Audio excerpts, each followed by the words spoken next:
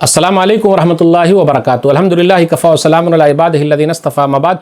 मोहतरम नाज़रीन किराम, आज की तरावी में आप हज़रात का इस्तक़बाल है। आज तीसरे पारे का खुलासा आप लोगों के सामने। औज़ु बिल्लाहि मिनश शैतानिर रजीम, बिस्मिल्लाहिर रहमानिर रहीम।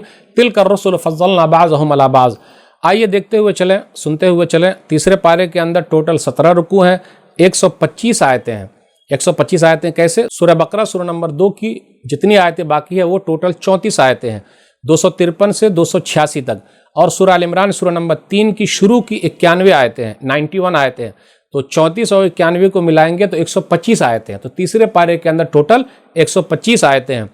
सूरह आल इमरान तीसरे पारे के अंदर, ये मदनी सूरह है। सूरह आल इमरान के अंदर 200 आयतें हैं। सूरह आल इमरान में 20 रुकू हैं। तिलकर रसूल में यह बयान किया गया इस पारे के शुरू में कि अल्लाह ताला ने बाज़ रसूल को बाज़ पर फजीलत दी है, लेकिन तौहीद के पैगाम के एतबार से दोनों बराबर है। लेकिन नबी सल्लल्लाहु अलैहि वसल्लम का मकाम व मर्तबा सबसे ऊंचा है। वो नबियों के सरदार हैं, वलियों के सरदार हैं, बनी नौ इंसानियत के सरदार हैं।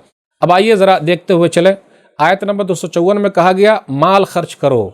फिर उसके बाद आयत नंबर 255 है, वो आयतुल कुर्सी है। अल्लाहु ला इलाहा इल्ला हुवल हय्युल क़य्यूम ला ताख़ुज़ुहु सिनतुन वला नौम लहू मा फ़िस समावाति व मा फ़िल अर्ज़ मन ज़ल्लज़ी यशफ़अु इंदहु इल्ला बिइज़्निही यअलमु मा बैना अयदीहिम व मा ख़ल्फ़हुम व ला युहीतूना बिशैइन मिन इल्मिही इल्ला बिमा शाअ वसिअ कुर्सियुहु समावाति वल अर्ज़ व ला यऊदुहु हिफ़्ज़ुहुमा व हुवल अलिय्युल अज़ीम। आयतुल कुर्सी याद कर लीजिए। आयतुल कुर्सी की फजीलत और उसका मकाम व मर्तबा बहुत बड़ा है। आयतुल कुर्सी के बारे में एक आध हदीस बयान कर दूं। सही बुखारी किताबुल वकाला किताब नंबर 40 हदीस नंबर 2311। अबू हुरैरा रज़ियल्लाहु ताला अन्हु को शैतान ने इसकी फजीलत बताई और कहा कि देखो, अगर आप पढ़ लोगे तो रात भर एक फरिश्ता हिफाजत करेगा और शैतान तुम्हारे करीब सुबह तक नहीं आएगा। नबी सल्लल्लाहु अलैहि वसल्लम ने फरमाया कि देखो, वो आदमी जो था और आदमी की शक्ल में आया था वो शैतान था, लेकिन उसने बात सही कही है। इससे यह पता चलता है कभी कभी ऐसे लोगों से भी अच्छी बात निकल सकती है, मालूम हो सकती है, जिसको लोग अच्छा नहीं समझते हैं। तो बात लेकिन अच्छी होनी चाहिए। बोलने वाला चाहे जैसा भी हो तो अच्छी बात ले ली जाए। आयतुल कुर्सी की बड़ी फजीलत है, गौर कीजिएगा। अगर कोई आदमी 5 वक्त की नमाज के बाद पढ़ता है, उसका एहतमाम करता है, तो उसके लिए और दूसरी हदीसों में बहुत सारे फ़ायदे बयान किए गए हैं। तफसील में मैं जाना नहीं चाहता क्योंकि समराइज़ हम और आप बयान करते चल रहे हैं, समराइज़ हम और आप सुन रहे हैं। तीसरे पारे के खुलासे में से ये भी है, आयत नंबर 256 पर गौर कीजिए। ला इकराह फिद्दीन, दीन के मामले में कोई ज़ोर ज़बरदस्ती नहीं है। तो कोई अगर ये कहे इस्लाम तलवार के ज़रिए फैला तो इस आयत के ख़िलाफ़ है। इस्लाम जो है अपने अखलाक से फैला है, तलवार के ज़रिए नहीं फैला। ज़बरदस्ती कर ही नहीं सकते और अल्लाह जिसका सीना चाहता है इस्लाम के लिए खोलता है, वरना कोई भी ज़ोर ज़बरदस्ती करेगा तो उसका इस्लाम कबूल नहीं होगा। और अल्हम्दुलिल्लाह देखिए, भारत देश के अंदर लगभग 700 साल तक मुसलमानों ने हुकूमत की है। 85% गैर मुस्लिम भाई है, बिरादरान वतन है। मुसलमान सिर्फ 15% है या 20% है। तो ये 85% जो है या 80% जो है गवाही दे रहे हैं कि यहाँ प्यार मोहब्बत से हुकूमत हुई है। अगर तलवार का जोर होता तो मसला और दूसरा हो जाता, हम 80 हो जाते, वो 20 रह जाते। तो इस्लाम के अंदर कोई ज़ोर ज़बरदस्ती नहीं है। आगे इब्राहीम अलैहिस्सलातु वस्सलाम का जिक्र आयत नंबर 258 में कि नमरूद ने इब्राहीम अलैहिस्सलातु वस्सलाम से मुनाजरा किया। इब्राहीम अलैहिस्सलातु वस्सलाम ने कहा, मेरा रब वो है जो जिंदा करता हो मारता है। तो उसने ये कहा, अना वही व अमीत, मैं भी जिंदा करता हूँ मारता हूँ। उसके बाद एक को बुलाया, मार दिया, दूसरे को छोड़ दिया।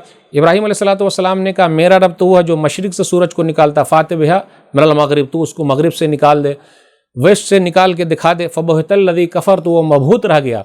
नमरूद बोल सकता था कि जो सूरज पूरब से निकल रहा मैं ही निकालता हूँ, लेकिन इसलिए नहीं बोला कि वो जिस मजलिस में बात कर रहा था वहाँ उसके दादा भी रहे होंगे, अब्बा भी रहे होंगे, गांव भर के लोग रहे होंगे।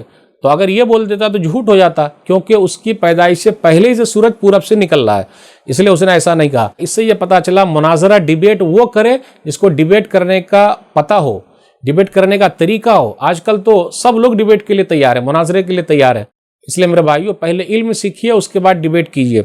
आगे उज़ैर अलैहिस्सलातु वस्सलाम का वाक़या आयत नंबर 259 के अंदर उज़ैर अलैहिस्सलातु वस्सलाम का वाक़या है। एक बस्ती से गुजर रहे थे तो कहा, अरे ये बस्ती तो मुर्दा हो गई है, कैसे अल्लाह ज़िंदा करेंगे? तो अल्लाह ताला ने 100 साल के लिए मौत दे दी। फिर उसके बाद अल्लाह ने ज़िंदा किया तो पूछा कितने दिन रहे? तो कहा बस 1 दिन या आधा दिन मैं सोया। अल्लाह ने कहा कि नहीं, ज़रा देखो तो, अपने खाने की तरफ देखो, अपने गधे की तरफ देखो। सबको अल्लाह ताला ने महफूज किया और गधे को भी अल्लाह ताला ने जब वो हड्डी में था उसको सीधा कर दिया, यानी सही शक्ल में बना दिया। तो ये अल्लाह ताला की निशानियों में से है कि अल्लाह ताला ने 100 साल के बाद ज़िंदा किया। कल क़यामत के दिन कई लाख अरब खरब 100 साल के बाद भी अल्लाह आराम से ज़िंदा कर सकते हैं, कोई हरज की बात नहीं। उसके बाद आयत नंबर 260 पे गौर कीजिए। रब्बि अरनी कैफ़ तुहिल मौता, इब्राहीम अलैहिस्सलातु वस्सलाम ने कहा, मेरे रब तू मुर्दे को कैसे ज़िंदा करता, मैं देखना चाहता हूँ। تو کہا گیا کہ آپ پرندے لے لیجئے، اس کے ٹکڑے ٹکڑے کیجئے، پہاڑوں پر رکھ دیجئے، سب ایک ساتھ جڑ جائیں گے بلائیے گا تو اس کے بعد ایسا ہی ہوا۔ یہ 5 واقعات بیان کیے گئے ہیں۔ 3 واقعات کا ذکر پہلے ہو چکا ہے، پہلے پارے میں ہوا 2 کا، اور اس کے بعد دوسرے پارے کے اندر 1 کا ذکر ہوا، 1000 لوگوں کو موت دے دی۔ پہلے پارے میں کیا ذکر ہوا تھا؟ موسیٰ علیہ السلام کے ساتھ 70 لوگ گئے تھے طور پہاڑ پر اور کہا ہم اللہ کو دیکھنا چاہتے ہیں، تو اللہ تعالیٰ نے موت دے دی، پھر زندہ کر دیا۔ اور دوسرا واقعہ یہ گائے والا واقعہ پیش آیا تھا کہ ایک آدمی کو مار دیا تھا اس کے بھتیجے نے، تو پتہ یہ چلا جب گائے کا ٹکڑا اس کے اوپر مارا گیا تو اس نے کہا میرے بھتیجے نے قتل کیا ہے۔ تو پہلے پارے میں 2، دوسرے پارے میں 1، تیسرے پارے میں یہ 2 واقعہ، عزیر علیہ السلام کا واقعہ اور ابراہیم علیہ السلام کا واقعہ۔ تو سورہ بقرہ کے اندر ٹوٹل 5 آیتیں ہیں کہ اللہ نے مردے کو زندہ کیا، تو کل قیامت کے دن اللہ تعالیٰ سب کو زندہ کر دیں گے۔ آیت نمبر 261 پر غور کیجئے، فی سبیل اللہ، اللہ کے راستے میں خرچ کرنے کے بارے میں ذکر ہے۔ جو لوگ خرچ کرتے ہیں، مثل الذین ينفقون اموالهم فی سبیل اللہ کمثل حبۃ انبتت 7 سنابل فی کل سنبلۃ 100 حبۃ واللہ یضاعف لمن یشاء واللہ واسع علیم۔ ان لوگوں کی مثال جو اللہ کے راستے میں خرچ کرتے ہیں اس دانے کی طرح، گویا کہ 7 بالیاں ہیں اور ہر بالی میں 100 دانے ہیں، اور اللہ تعالیٰ جتنا چاہتا ہے بڑھاتا ہے۔ اس کے بعد آپ غور کیجئے، آیت نمبر 270 سے 274 کے درمیان صدقہ و خیرات کا ذکر ہے۔ کچھ لوگ ایسے ہیں جو صدقہ و خیرات لینے کے لیے باہر نہیں نکلتے، گھروں کے اندر بیٹھے ہوئے ہیں، ان کو ڈھونڈ ڈھونڈ کر دیا جائے۔ آج تو پروفیشنل مانگنے والے موجود ہیں، آرام سے لوگوں سے مانگ کے کھا رہے، رو رو کے کھا رہے، لیکن جو اصلی حقدار ہیں، سفید پوش لوگ ہیں، وہاں تک لوگ پہنچ ہی نہیں پا رہے۔ اس لیے اللہ نے کیا کہا، یحسبهم الجاہل اغنیاء من التعفف تعرفهم بسیماهم لا يسألون الناس الحافا، کہ جاہل لوگ سمجھتے ہیں کہ یہ لوگ مالدار لوگ ہیں، وہ لوگ چمٹ کر نہیں مانگتے۔ اب آئیے آیت نمبر 275 سے آیت نمبر 279 275 سے 279 تک دیکھیں۔ 5 آیتوں میں انٹرسٹ، سود کے بارے میں، بیاج کے بارے میں ذکر ہے کہ جو آدمی ایسے کاروبار میں لگا ہوا ہے شیطان نے اس کو پاگل بنا دیا ہے۔ پھر اسی طرح یہ بھی کہا گیا فَإِن لَمْ تَفْعَلُوا فَأْذَنُوا بِحَرْبٍ مِّنَ اللَّهِ وَرَسُولِهِ، آیت نمبر 279 میں، اگر وہ اس کام سے باز نہیں آئے گا گویا کہ وہ اللہ اس کے رسول سے جنگ کے لیے تیار ہو جائے۔ آئیے حدیثوں میں دیکھیں، صحیح مسلم کتاب المساقات حدیث نمبر 1598، لعن رسول اللہ صلی اللہ علیہ وسلم آکل الربا وموکلہ وکاتبہ وشاہدی، کہ رسول اللہ صلی اللہ علیہ وسلم نے سود کھانے والے، سود کھلانے والے، سود کے لیے لکھنے والے اور گواہی دینے والے پر لعنت فرمائی ہے، اور سب برابر ہیں۔ اب بھائی کھا رہا کھلا رہا وہ تو صحیح ہے، لیکن لکھنے والے کی کیا غلط، اس کو کیا ملا، گواہی دینے والے کو کیا ملا؟ تو میرے بھائیو بہت سنگینی ہے، یہ سنگین کام ہے، بہت بڑا جرم ہے، گناہ کبیرہ ہے۔ اللہ سے معافی مانگ لیجئے، توبہ استغفار کر لیجئے۔ معمولی سود کا حصہ کیا ہے؟ سنن ابن ماجہ کتاب التجارت حدیث نمبر 2274، الربا 70 حوبا ایسرھا ان ينكح الرجل امہ، سود کے 70 درجے ہیں، معمولی درجہ یہ کہ آدمی اپنی ماں سے نکاح کر لے۔ تو جو بھی اس کام میں لگا ہوا ہے گویا کو اپنی ماں سے نکاح کر لیا، زنا کر رہا ہے، اور کل قیامت کے دن خون کی ندی ہی میں وہ رہے گا، کیونکہ لوگوں کا خون چوستا تھا۔ اس لیے میرے بھائیو ایسی چیزوں سے دور رہیے۔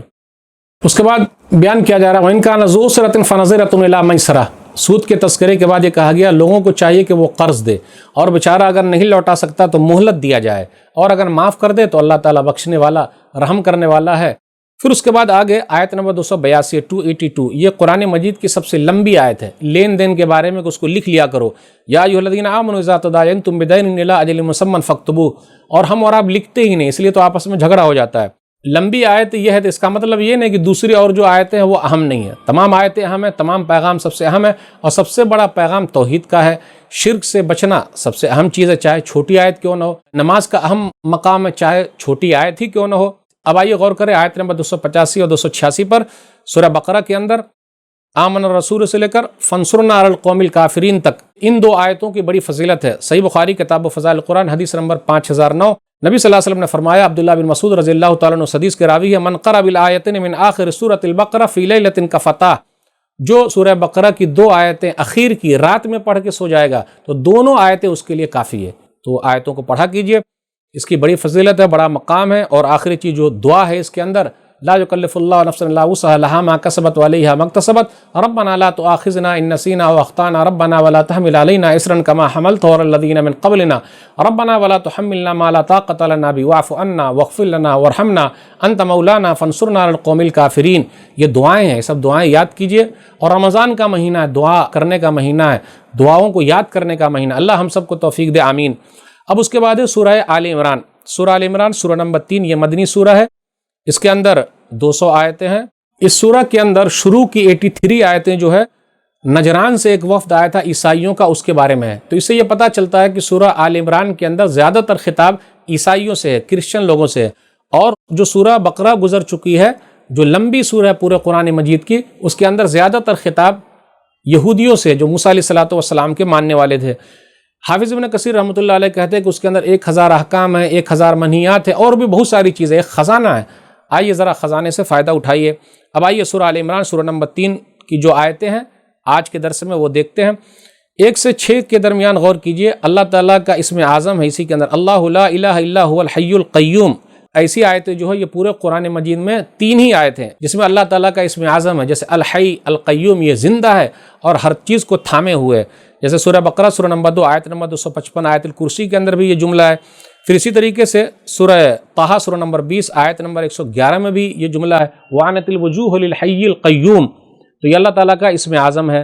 آیت نمبر 14 سے 15 کے درمیان غور کیجئے، اور بھی بہت ساری آیتوں میں ہے۔ ایک اہم آیت ہے آیت نمبر 6، وہی اللہ هو الذی یصورکم فی الارحام کیف یشاء، وہ تمہاری صورتیں ماں کے پیٹ میں بناتا ہے۔ تو عیسیٰ علیہ السلام کی بھی صورت ماں کے پیٹ میں اللہ نے بنائی ہے۔ عیسیٰ علیہ السلام اللہ نہیں ہے اور نہ اللہ کے بیٹے ہیں، نعوذ باللہ، بلکہ وہ اللہ کے بندے ہیں اور اللہ کے رسول ہے۔ اس کے بعد آگے ذکر کیا جا رہا ہے آیت نمبر 19 پر غور کیجئے، ان الدین عند اللہ الاسلام، کہ اللہ کے نزدیک دین جو ہے وہ اسلام ہی ہے، اور آپ کا کام ہے پہنچا دینا، اللہ تعالیٰ بندوں کو دیکھ رہا ہے۔ اب اس کے بعد آیت نمبر 21 اور 22 میں ذکر ہے لوگوں نے اپنے نبیوں کو قتل کیا ہے، وہ لوگ کتنے برے لوگ تھے۔ آیت نمبر 26 اور 27 پر غور کیجئے، آیت نمبر 26، قل اللہم مالک الملک تؤتی الملک من تشاء وتنزع الملک ممن تشاء وتعز من تشاء وتذل من تشاء بیدک الخیر انک علی کل شیء قدیر۔ آپ کہہ دیجئے اے اللہ بادشاہوں کا بادشاہ، جس کو چاہے ملک دے دے، جس سے چاہے ملک چھین لے، جس کو چاہے عزت دے اور جس کو چاہے ذلیل کر دے، ساری بھلائی تیرے ہی ہاتھ میں، تو ہر چیز پر قادر ہے۔ تو اللہ ہی کسی کو عزت دیتا ہے، کسی کو ذلیل کرتا ہے، کسی کو عہدہ دیتا ہے، اور جس کو دیتا ہے اس سے چھین بھی لیتا ہے۔ اس لیے اگر کوئی ظلم کرے گا تو اللہ تعالیٰ چھین لے گا۔ پھر آگے یہ بیان کیا جا رہا ہے کافروں سے دوستی، دلی دوستی مت رکھو، الا ان تتقوا منہم تقاہ، لیکن ہاں جہاں بچاؤ کا ہو تو کچھ نہ کچھ دوستی رکھ سکتے ہو، تاکہ ظاہری طور پر یہ لگے کہ بھئی یہ ہیں، ورنہ پریشانی اور زیادہ بڑھ جائے گی۔ لیکن دلی دوستی کا مطلب ہے اسلام کے جو راز ہیں، آپس کے جو راز ہے وہ نہ بتایا جائے۔ ہاں اسلام کے بارے میں تو بتا سکتے کہ یہ اسلام سب کے لیے ہے۔ آیت نمبر 31 اور 32 پر غور کیجئے، اللہ تعالیٰ کی محبت کیسے ملے گی، اللہ کیسے محبت کریں گے، اللہ کی محبت کیسے حاصل ہوگی؟ تو نبی صلی اللہ علیہ وسلم کی بات ماننی ہے، اللہ محبت کرے گا، گناہوں کو معاف فرما دے گا۔ قل ان کنتم تحبون اللہ فاتبعونی یحببکم اللہ ویغفر لکم ذنوبکم واللہ غفور رحیم۔ اب آگے ذکر ہے اللہ تعالیٰ نے آدم علیہ السلام کو چنا، نوح علیہ السلام کو چنا، ابراہیم علیہ السلام کے خاندان کو چنا، اور عمران کے خاندان کو چنا۔ تو آل عمران، اسی وجہ سے اس سورہ کا نام آل عمران ہے، عمران کا خاندان۔ عمران جو ہے 2 گزرے، ایک موسیٰ علیہ السلام کے ابا اور ایک عیسیٰ علیہ السلام کے نانا۔ تو یہاں جو ہے عمران کے خاندان سے مراد جس کی وجہ سے سورہ کا نام رکھا گیا وہ عیسیٰ علیہ السلام کے نانا ہے۔ آیت نمبر 35، 36، 37 میں غور کیجئے، مریم کی ولادت کا تذکرہ ہو رہا ہے۔ مریم علیہ السلام پیدا ہوئی تو ان کی امی نے کہا کیسے ہوگا، میں نے ان کا نام مریم رکھا ہے، یہ تو بچی ہے، عورت ہے، کیسے ہوگا؟ ہم تو چاہ رہے تھے کہ اگر بچہ پیدا ہوتا تو وہ خدمت کرتا، بالآخر اللہ نے جو چاہا وہی ہوا، تو اب اس کی کفالت کون کرے؟ تو زکریا علیہ السلام کفالت میں لگے ہوئے تھے، دیکھ بھال کرتے تھے مریم کی۔ جب ایک مرتبہ گئے، آیت نمبر 37 میں ان کے پاس، جب وہ محراب میں اللہ کی عبادت کر رہی تھی تو پوچھا، قال یا مریم انا لک ھذا، بے موسم کا پھل رکھا ہوا کہاں سے آیا؟ قالت ہوا من عند اللہ، کہا یہ اللہ کی طرف سے ہے۔ اس کے بعد جب زکریا علیہ السلام نے دیکھا کہ بے موسم کا پھل اللہ کھلا سکتا ہے مریم کو، تو میرے پاس اولاد نہیں ہے، تو کیا مجھے اولاد نہیں دے سکتا؟ جو اللہ بے موسم کا پھل مریم کو کھلا سکتا ہے وہ اللہ مجھے اولاد نہیں دے سکتا ہے؟ میرے پاس اولاد نہیں، بالکل دے سکتا ہے، میں اللہ سے مانگتا ہوں۔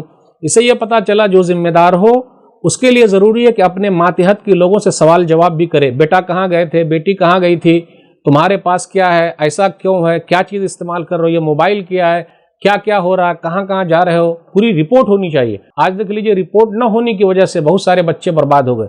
بچوں کو اپنے سے قریب کیجئے ورنہ دوسرے لوگ قریب کر کے اس کو خراب کر دیں گے، بچیوں کو اپنے پاس رکھیے ورنہ دوسرے لوگ دوستی کر کے اس کو برباد کر دیں گے۔ تو خیال رکھنا بہت ضروری ہے۔ لوگ کیا بولتے ہیں، نہیں بڑے ہیں سیکھ جائیں گے سمجھ جائیں گے، نہیں، دیکھا آپ نے زکریا علیہ السلام نے کتنا خیال رکھا کہ مریم یہ بتاؤ پھل کہاں سے آیا، تو کہا اللہ کی طرف سے، ان اللہ یرزق من یشاء بغیر حساب، اور اللہ تعالیٰ جس کو چاہتا ہے بے حساب رزق دیتا ہے۔ تو وہاں زکریا علیہ السلام نے دعا مانگی، ان لوگوں کے لیے بھی دعا ہے جن کو بچے پیدا نہیں ہو رہے، آیت نمبر 38 میں ہے، یہ دعا بار بار کیجیے، اللہ کے ہاں نہ دیر ہے نہ اندھیر ہے، بلکہ ہمارے اور آپ کے دماغ کا ہیر پھیر ہے۔ وہ دعا کیا ہے؟ رب ہب لی من لدنک ذریۃ طیبہ انک سمیع الدعاء۔ جس کو بچے نہیں ہو رہے ہیں اس کو بار بار پڑھے، اللہ چاہیں گے تو انشاءاللہ بچے ہو جائیں گے، گھبرانے کی کوئی بات نہیں۔ مریم کی فضیلت کا ذکر ہے علیہا الصلاۃ والسلام، کہ ان کے زمانے کی جو عورتیں تھیں اللہ تعالیٰ نے ان کو فضیلت دی، پاک کیا، تمام اس زمانے کی عورتوں پر ان کو فضیلت دی۔ واسجدی وارکعی مع الراکعین، سجدہ کرو اور رکوع کرنے والوں کے ساتھ رکوع کرو، آیت نمبر 43 میں۔ اب یہاں غور کیجئے، سجدہ پہلے آ گیا، رکوع بعد میں آیا۔ جو لوگ کہتے ہیں ہم اہل قرآن ہیں، جی نہیں، وہ لوگ منکرین قرآن ہیں۔ تو یہاں سجدہ پہلے کیسے کریں گے؟ پہلے سجدہ کے پہلے رکوع ہے، پہلے رکوع کرتے ہیں جو نبی صلی اللہ علیہ وسلم نے بتایا، اس کے بعد سجدہ ہے۔ تو قرآن کریم کی اس آیت پر عمل کیسے ہوگا؟ تو وہ لوگ اہل قرآن نہیں بلکہ منکرین قرآن ہیں۔ یہ واقعات میں اللہ تعالیٰ نے یہ کہا ذالک من انباء الغیب نوحی الیک وما کنت لدیہم اذ یلقون اقلامہم ایہم یکفل مریم وما کنت لدیہم اذ یختصمون۔ یہ غیب کی باتیں جو ہم نے آپ کو بتائی ہے، آپ وہاں پر موجود نہیں تھے جب لوگ کفالت کے لیے قرآن اندازی کر رہے تھے کہ مریم کی دیکھ بھال کون کرے گا، اور آپ وہاں موجود نہیں تھے جب لوگ جھگڑ رہے تھے۔ تو نبی صلی اللہ علیہ وسلم کے پاس غیب کا علم جو لوگ کہتے ہیں اللہ کی طرح، نعوذ باللہ، وہ غلط ہے۔ جس اللہ کے پاس جو ہے اللہ کے پاس ہے، اور اللہ نے کسی کو اگر بتا دیا تو اتنا ہے۔ نبی صلی اللہ علیہ وسلم کو اللہ کی طرح غیب کا علم نہیں ہے، اس لیے اللہ نے یہ کیوں کہا؟ یہ غیب کی بات ہے، ہم نے آپ کو بتایا، تو جو بتا دیا اتنا ہے، اللہ عالم بالصواب، اللہ ہی بہتر جانتا ہے۔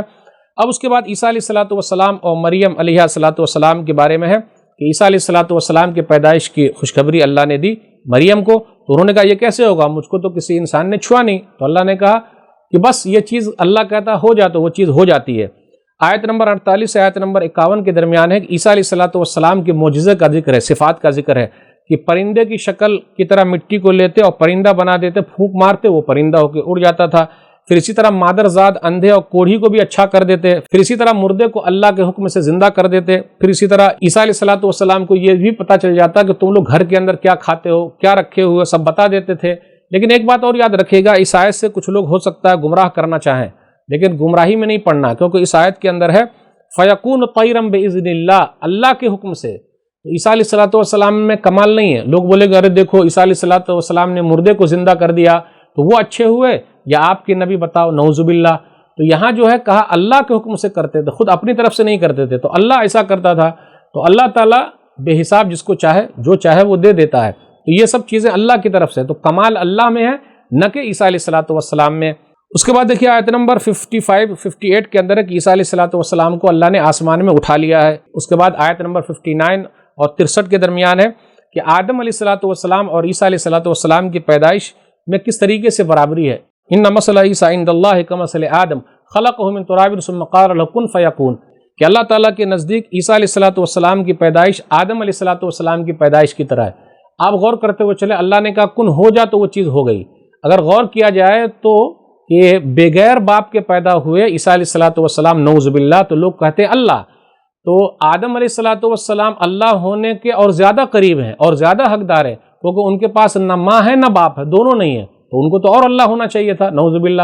لیکن ایسا کچھ بھی نہیں ہے، اللہ تعالیٰ کا طریقہ ہے اور اللہ تعالیٰ نے ایسا کیا، جیسے بغیر ماں باپ کے آدم علیہ الصلوۃ والسلام کو ہاتھ سے بنایا، پھر اسی طرح بغیر ماں کے حوا کو پیدا کیا، پھر اسی طریقے سے بغیر باپ کے عیسیٰ علیہ الصلوۃ والسلام کو پیدا کیا، اور ماں باپ مل کے آج کل کے انسان پیدا ہو رہے ہیں، تو یہ اللہ کی طرف سے ہے۔ اس کے بعد آیت نمبر 64 میں مسئلہ توحید ہے، قُلْ يَا أَهْلَ الْكِتَابِ تَعَالَوْا إِلَىٰ كَلِمَةٍ سَوَاءٍ بَيْنَنَا وَبَيْنَكُمْ أَلَّا نَعْبُدَ إِلَّا اللَّهَ وَلَا نُشْرِكَ بِشَيْءٍ وَلَا يَتَّخِذَ بَعْضُنَا بَعْضًا أَرْبَابًا مِّن دُونِ اللَّهِ فَإِن تَوَلَّوْا فَقُولُوا اشْهَدُوا بِأَنَّا مُسْلِمُونَ۔ اہل کتاب کو بھی بلانا ہے، بھئی آؤ، سب لوگ آ جاؤ، ایک اللہ کی عبادت کرنی، اس کے ساتھ کسی کو شریک نہیں ٹھہرانا۔ آئیے ذرا غور کرتے ہوئے چلے، آیت نمبر 65، 66، 67، 68 میں ہے کہ ابراہیم علیہ الصلوۃ والسلام جو خلیل اللہ ہیں، نہ وہ یہودی تھے نہ عیسائی تھے، یہ سب تو بعد میں آئے، اور ابراہیم علیہ الصلوۃ والسلام تو بہت پہلے کے ہیں۔ تو ابراہیم علیہ الصلوۃ والسلام جن کو خلیل اللہ کہا جاتا ہے، اللہ کے دوست، وہ نہ یہودی تھے نہ عیسائی تھے۔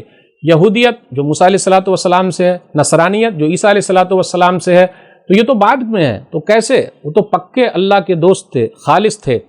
اس کے بعد آیت نمبر 69 سے 74 کے درمیان غور کیجئے، یہودی لوگ کیا کرتے تھے؟ مکر و فریب کرتے تھے مسلمانوں کے ساتھ، حق کو چھپاتے تھے، حق کو باطل کے ساتھ خلط ملط کر دیتے تھے، اور امانت داری میں خیانت کرتے تھے۔ آپ غور کرتے ہوئے چلے، وما کان لبشر ان یؤتیہ اللہ الکتاب والحکم والنبوۃ، اللہ تعالیٰ بشر ہی کو، انسان ہی کو نبی بناتا ہے، کتاب دیتا ہے، حکمت کی باتیں دیتا ہے، نبوت دیتا ہے، تو یہ بشر ہوتے ہیں، کیونکہ دنیا کے اندر بشر انسان بستے، تو ان کو سکھانے کے لیے بشر ہی کی ضرورت۔ اگر فرشتے بستے تھے تو فرشتے آتے سکھانے کے لیے۔ آئیے غور کرتے ہوئے چلے، 2-3 آیتیں اور رہ گئی۔ آیت نمبر 85 پر غور کیجیے، ہم تیسرے پارے کے اخیر میں آ گئے۔ وَمَن يَبْتَغِ غَيْرَ الْإِسْلَامِ دِينًا فَلَن يُقْبَلَ مِنْهُ وَهُوَ فِي الْآخِرَةِ مِنَ الْخَاسِرِينَ۔ اسلام کے علاوہ جو بھی دین لوگ تلاش کریں گے اللہ کے یہاں قبول نہیں ہے اور آخرت میں وہ گھاٹے میں ہے۔ کتنے گھاٹے میں رہے گا؟ اگر کفر کی حالت میں دنیا سے چلا گیا، توحید پر اس کا خاتمہ نہیں ہوا، تو پورا زمین بھر کے بھی اللہ کو اگر دینا چاہے فدیے میں کہ اللہ چھوڑ دے، اولئک لہم عذاب علیم وما لہم من ناصرین، تو ان کے لیے دردناک عذاب ہے اور کوئی مددگار نہیں ہوگا۔ تو آج کے درس میں تیسرے پارے کا یہ خلاصہ تھا۔ اللہ سے دعا ہے کہ اللہ تعالیٰ ہم قرآن کریم کو پڑھنے، سمجھنے، عمل کرنے اور لوگوں تک پہنچانے کی توفیق دے، آمین۔ والسلام علیکم ورحمۃ اللہ وبرکاتہ۔ البر کی ساری ایکٹیویٹیز آپ لوگوں ہی کے تعاون سے چلتی آ رہی ہے۔ اس لاک ڈاؤن میں ہم آپ کے پاس تو نہیں پہنچ سکتے، لیکن آپ اپنی زکوٰۃ و صدقات ہم تک آن لائن پہنچا سکتے ہیں۔ سپورٹ البر۔